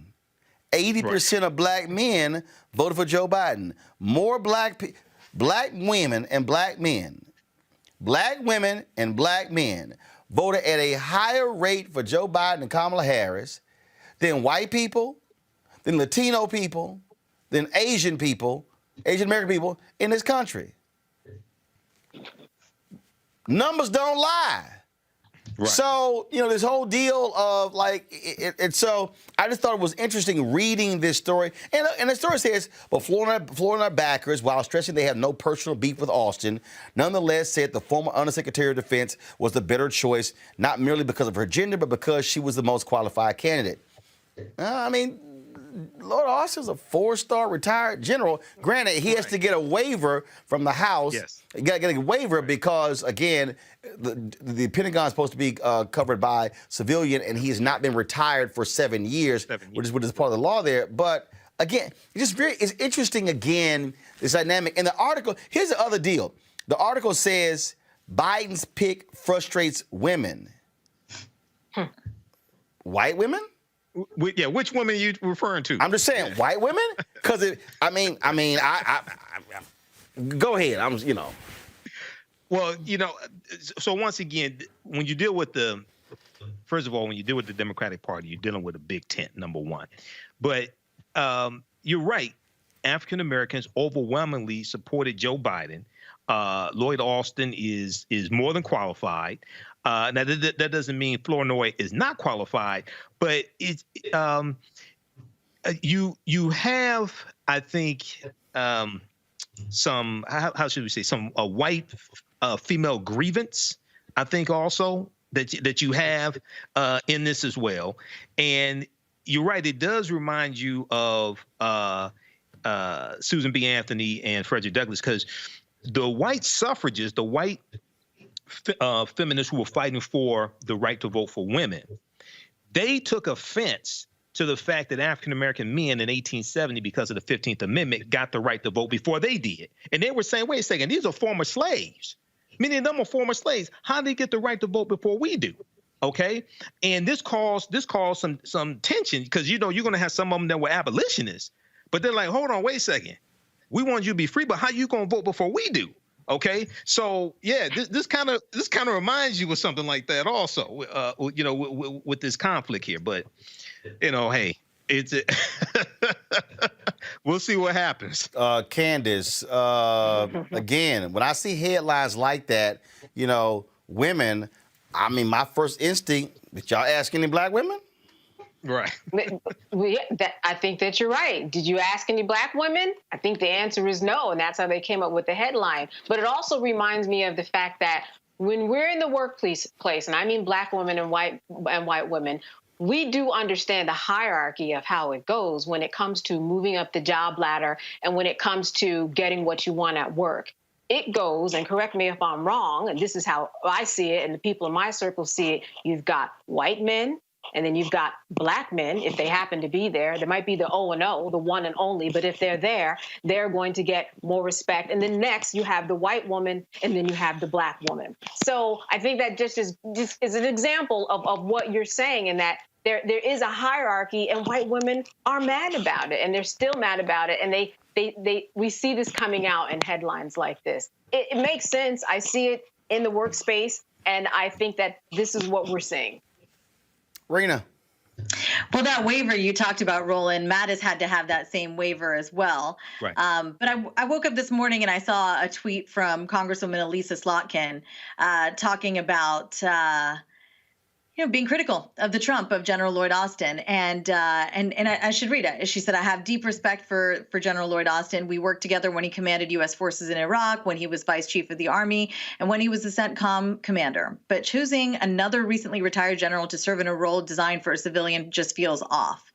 And my first instinct really was, is this what you're going to come with after everything we've been through as a country these past 4 years? Not just unconventional picks across the board. Well, Madison and McMaster certainly were the types of picks that Republicans, by and large, applauded for the Trump administration. But what I didn't love about the Congresswoman's tweet is that I just felt in my gut that would this tweet have come if it was anybody else? And we know that Jay Johnson has also been somebody who was sort of in contention as well. Michelle Flournoy, yes, she's beloved. But I think the Congresswoman, Elisa Slotkin's tweet indicated exactly what we know is at play here, is that if it's a Black person ahead of a white woman, what are we talking about here? It's a discomfort. And so I don't really have so much of a problem with General Austin. I mean, I don't know that much about his background, except for that what I have read of it and what I know of it. And the Congresswoman had a thread for anybody that's interested. She goes on and on about, his experience, but he hasn't been in private life long enough, and we really need a civilian over there. I just don't get it. Why are you picking these fights at this point in time? We are at a crossroads in the country. The current occupant of the Oval Office has not conceded. And look, he's not legally required to do so, but he continues to go out there and say that this election is rigged. I mean, our democracy is on the line more so than it has been in my lifetime ever before. So these are the battles they choose to pick. Shows us exactly what's going on inside their heads. And again, look, I'm just saying, look, numbers don't lie. 55% of white women voted for Donald Trump. 5-5. An increase of 2% over 2016. Right. An increase of 2% in 2016. So, but part of my deal here also deals with how media frames these things when they say women take exception to this. When again, my mind goes, are we talking about Black women? Speaking of Black women, news was made yesterday when MSNBC announced that Rashida Jones is going to be the new president of MSNBC. She is going to be replacing Phil Griffin, who has spent 25 years at the network. The decision to name her president means that she becomes the first African-American to run a major news. I didn't say first Black female executive. In the history of news, no African American has ever run a network news division. Not one. Okay? Not one. And so what's important here, what are we showing here? I don't thank you. What was that? All right. So just keep it on Rashida. So here's the deal with this right here, with what's happening here. If you look at the numbers, at CBS News right now, Kim Godwin is the number 2 at CBS News. Mark Whitaker, who was awful at CNN, I was there. He was the number 2 at CNN as the managing editor. He was awful, okay? And I got no problem saying it. So when you look at these networks, you have never had an African-American who has ascended to run a news network. Now, let me unpack this. Candace. It is absolutely, I'm a huge believer. It's important that we are in all of these places. But what we're talking about here, and this is why this is important. This is important, Candace, because this is an operational role. Okay? And the reason that it's important is because for long, if you go back to the Kerner Commission report in 1968, where they examined the race riots in 67, they said there were two nations, one Black, one white, and they called on the media to diversify. So for the longest, African Americans have talked about, the excitement of seeing faces on the air. And so recently they announced that Jonathan Capehart, Tiffany Cross are going to be hosting weekend shows, one on Saturday, one on Sunday on MSNBC. as the Vice President Digital for the National Association of Black Journalists, I have been making the point that it's the operational roles important. Because why is that? Because Rashida Jones as president becomes the person who picks who goes on the air. Right. That's what the power is. She will be controlling the daily news meeting in terms of what the direction is for the network, digital and linear, all day. And so, and that's the thing that because see, every day when I'm looking at Deadline.com, I'm looking at Variety and The Hollywood Reporter, and I'm looking at The Wrap, and I'm looking at all of these different positions that are being hired at Netflix and Warner Media and Disney. I'm looking at the faces, and the reality is this here. There are very few black faces who are hired in these operational roles. Oh, no. I get, so-and-so got a development deal over here at this network, and so-and-so got this deal over here. And let me tell you something right now. And I get it. I need people to understand that people say, oh, yeah, but Stephen A. making $8 million a year at ESPN, and Robin Roberts is making $15 million at Good Morning America. Mm-hmm. Guess what the executives are making? Mm-hmm. And they don't have to worry about hair and makeup and how their nails look and what people are saying about them. And they can do those jobs, man, until they're 70, 75, 80, make it go on and on. They are operating in the millions. That's where we begin to understand the power dynamic. And so I think for a lot of us, it's great to see the faces being hired on air, which is important. But we had better focus on also challenging these companies to make sure we're getting hired for the power positions, and that's the operational jobs. Candace, go ahead. Absolutely. Roland, I teach TV, and I put a lot of African-American men and women out in the field to be reporters and to be in newsrooms. They tell me the same thing all the time. I am the O&O in my newsroom, or one of two. By O&O, I mean one and only. So, and generally along my career, that has been the case, that you look up, you're the only one kind of really having the opportunity to advocate to say what goes in the news. Because once something goes in the news, then it becomes part of people's conversation. Then they see it as important. This is a connecting the dots, just like you were saying. If they see it as important, then they're going to, put it on the top of their agenda in terms of what we need to vote upon or what makes, what's right, what's wrong. If people are talking about it, then it's going to be on somebody's agenda. So we need people at the table. And you're right. This is very important because she is going to be making decisions about who goes on air. I think that we've started to see the changes already, as you've seen, because not only are they on air, but as you know, as being the host of a show, you also make decisions. You're at the table. You're coming up with the rundown to say, this stays, this goes at the top of the show. What type of guest do I want? I'd like to have more diversity. We need somebody who's Latino. We need somebody who's Native American. We need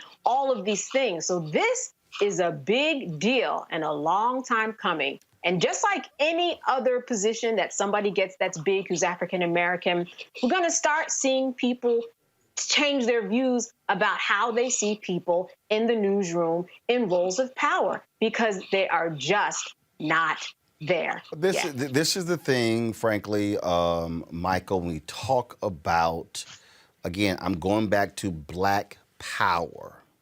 Yes. Black power. It's understanding how it's being used in leverage. The point that Candace just made, I am not just the host of the show. I'm the managing editor of the show. That was the case when I was at TV One as well, which meant I had final say-so on the editorial content of the show. That is the key. Who controls the narrative? What stories are now being emphasized over other stories? What now becomes the messaging? Where we begin to shift resources? What parts of the country do we go to? All of those things matter, and it matters who is sitting in the position because historically in media, the reality, just like in corporate America, white men are in control of media in America. Well, this is extremely important, brother. And, I talk about how power is the ability to define and shape reality and help other people accept your definition of reality as if it were their own, as Dr. Wade Nobles teaches us.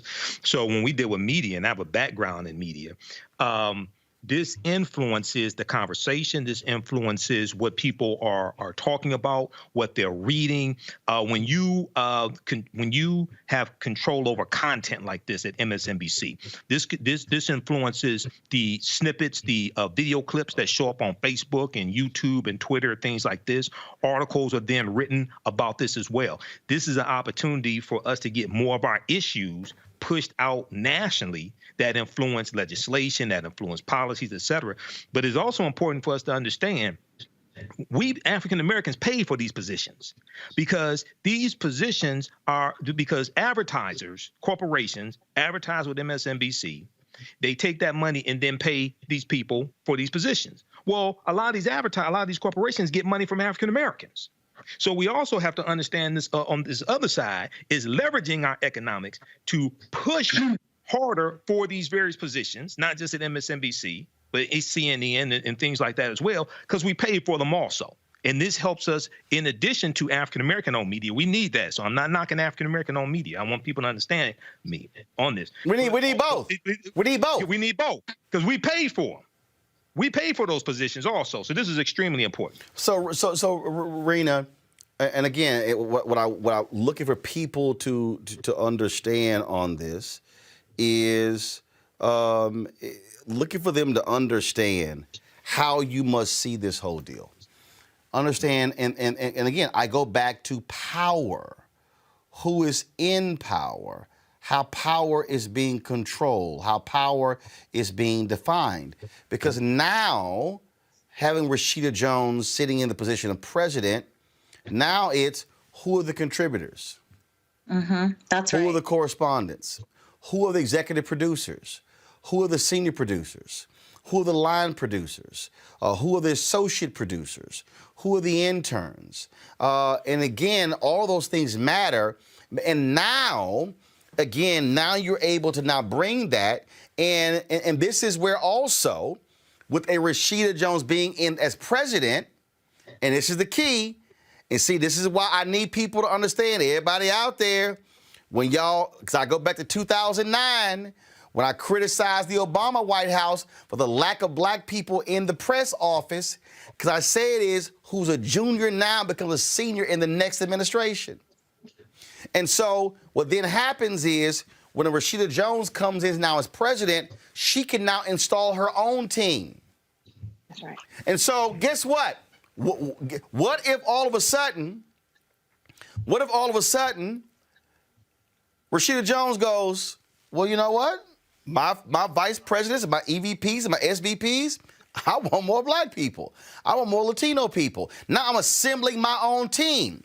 Now, folks, listen, what that now does is Rashida now is positioning the next wave of senior black and Latino executives where other companies then begin to hire. So if all of a sudden, if her team of 20 execs are mostly white, she comes in and all of a sudden it's now 50, 60% or more people of color because Jeff Zucker's out at CNN, when Warner Media gives him the boot, they're going to be looking to play. Who do we hire? The reason we are never in position for the power positions is because we never ascend to a senior level. And so that's why you got to have black people who, when they do get power, they are committed to saying, I'm not going to be the only one. And they're going to say, I'm going to hold that door open. Damn, hold it open. I'm going to go blow the hinges off.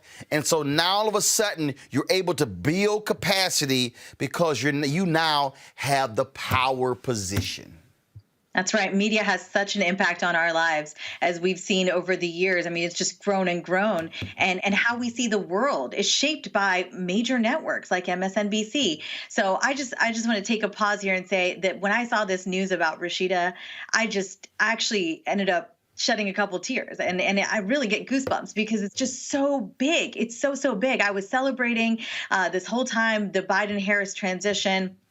as it goes along, and they're naming women and people of color, and they're really changing what the executive branch looks like because there's been such little diversity. And then I look at news and I see this beautiful Black woman who seriously is going to be a power player that is setting the narrative for years to come. It just makes me so happy having become a part of all this, not as a journalist in any way, but as an opinion contributor, as an expert guest. I have to say, number one, my hat's off to you, Roland. I met you in 2017. I started coming here on your show. And in 2018, I was invited on MSNBC, and I've been going there since June of 2018. You create a pipeline. Media needs a pipeline, and we can't do it unless it's all done this way. So yes, there needs to be Black media, as equally as important as Rashida being named president over at MSNBC. This is all of an above effort, because what it does really at the end of the day, it lifts others as we rise. And because I started coming on this show, I've met so many incredible people that have lifted me in my rise. And I am trying to look back and do the same, because this is the thing. If we don't tell our stories, there's somebody out there telling them for us, and they're not being told authentically. And frankly, then the nation is being done a disservice, because we don't have the nation's diversity, the growing diversity of the American electorate reflected in how our news is given to us. Because people often think that, look, news is spoon-fed to us through a variety of outlets these days. Some of that's true. Actually, a large bit of that is true. But there remains these fundamental shifts in news. And one of the greatest ones is in how opinion contributors and expert guests like myself routinely join broadcast journalists on air to augment conversation. Right. And that's really important for average Americans to know, is that I'm not out there giving you a factual take. I'm giving you an opinion take.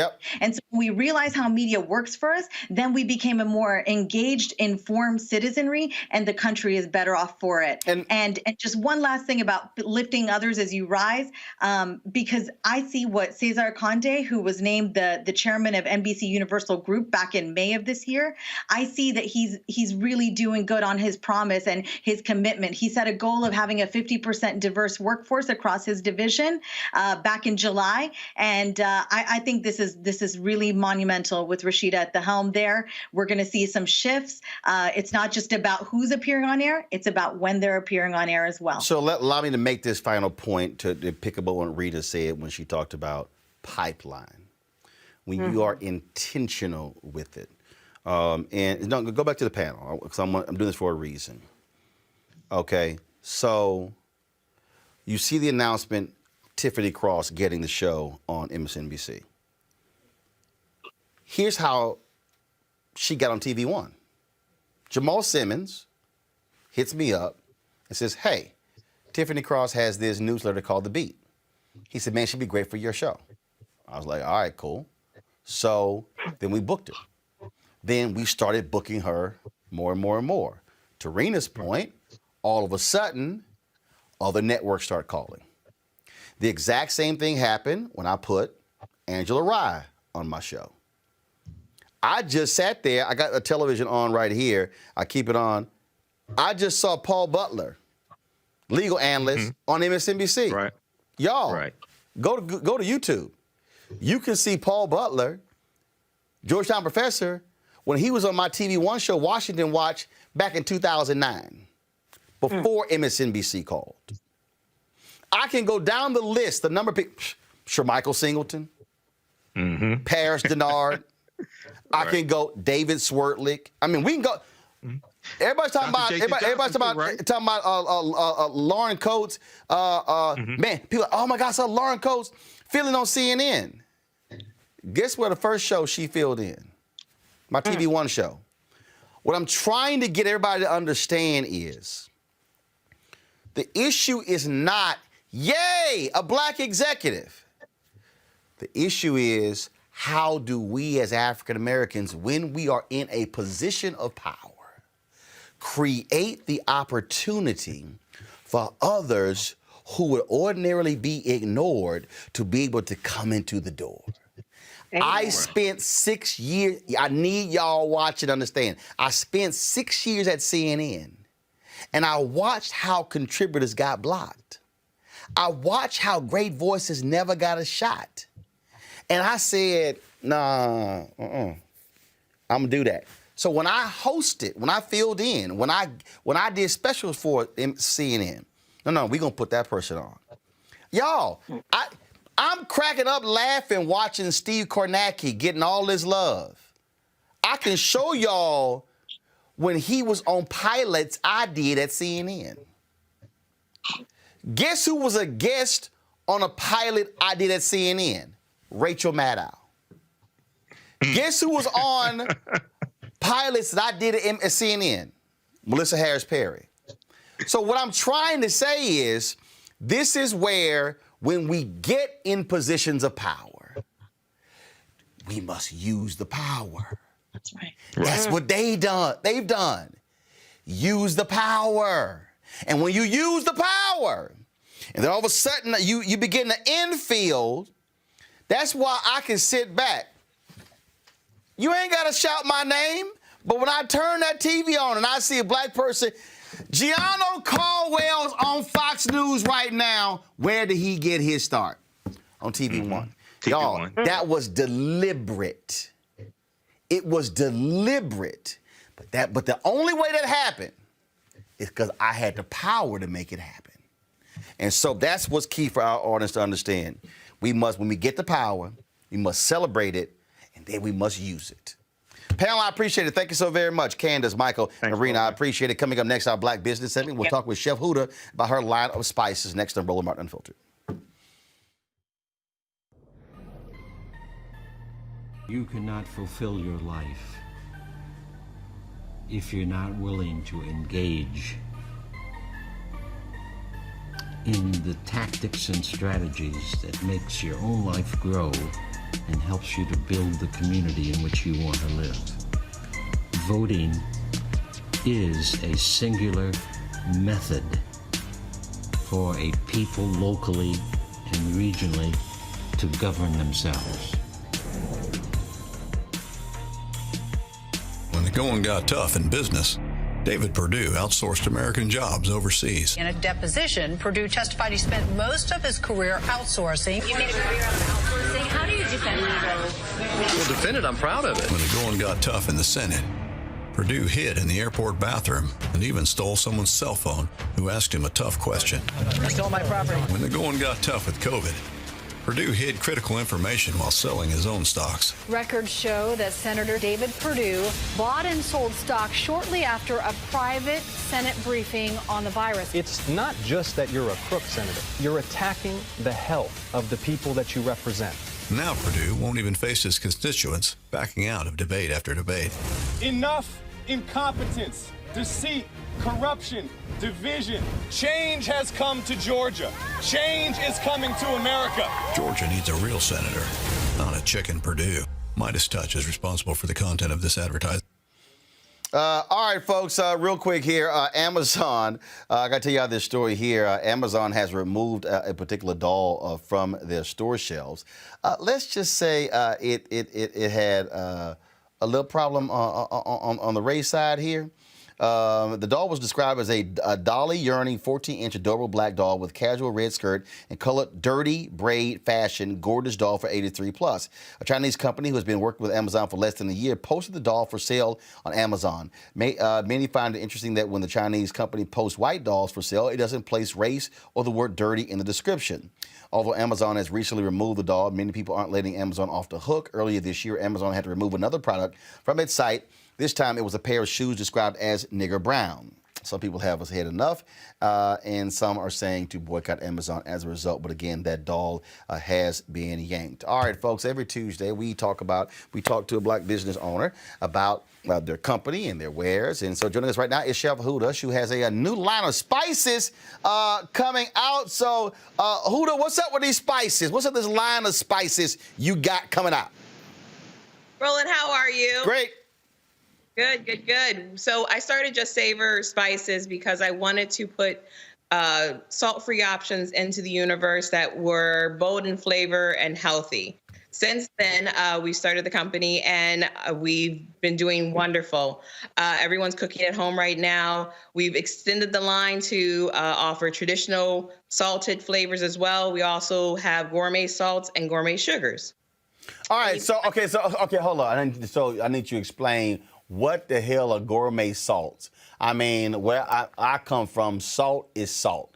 Okay, it's some white damn salt. It come in a bottle. Like now we got gourmet salts. Listen, I knew you were going to ask. So we have they're basically flavored salts. So we have our Merlot salt, which is flavored with Merlot wine. We have our apple wood smoke, which is one of my favorites. It has a smoky flavor to it. It's beautiful on a lot of different things. And we have ghost pepper salt. So when you say gourmet, it just means that you're working with the highest quality of ingredients, but you're also adding flavors as well. Okay, so you also got gourmet sugar? Yes, so we have a maple sugar, which is reduced down, basically maple syrup, and it's beautiful for baking, especially during the holiday season. All right, so with these spices, first of all, where can people go to actually get them?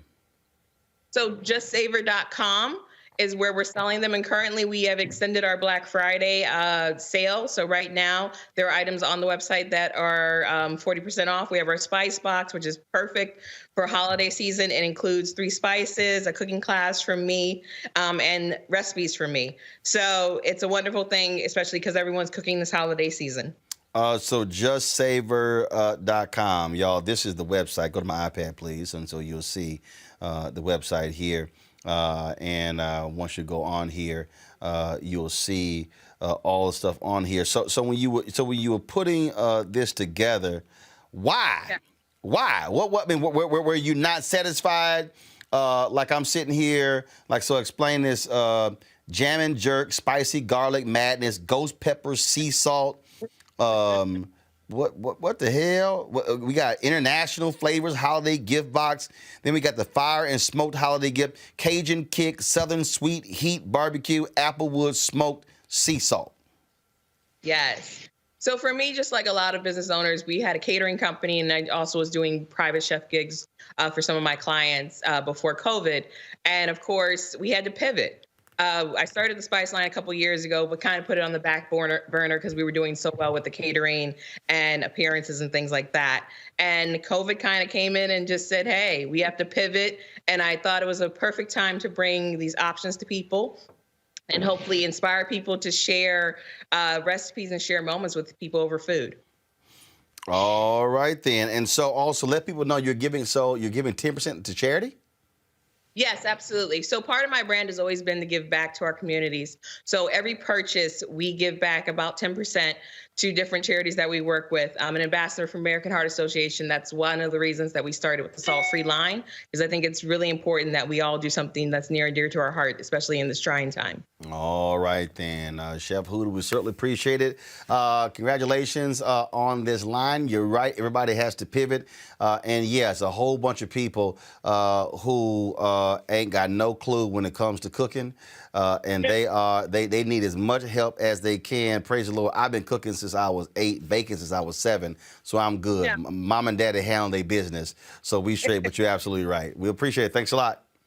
Thank you for having me. Happy holidays. All right. Thank you very much. Hey, y'all, when I was talking about, of course, Rashida Jones, I had it up. I did not go to my iPad. Go to my iPad now, please. Give a shout out to Monica Richardson. She also, on the same day Rashida Jones was named as the president of MSNBC, Monica Richardson was named as the first black African-American to lead the Miami Herald newspaper. So I wanted to be sure to shout out Monica there as well. All right, folks, that is it for us. If you want to support what we do here at Roland Martin Unfiltered, the segment we just did there with Chef Huda is a perfect example of what I'm talking about pipeline and power, and that is the ability to be able to. So we created that segment specifically to allow black businesses to be able to come on and talk about their particular products. And so people send me emails, and so we take a look at those and we see who we have on. Last week we had the folks, of course, with the face shields, and so I got an email from the CEO who said that man, they got a number of orders came in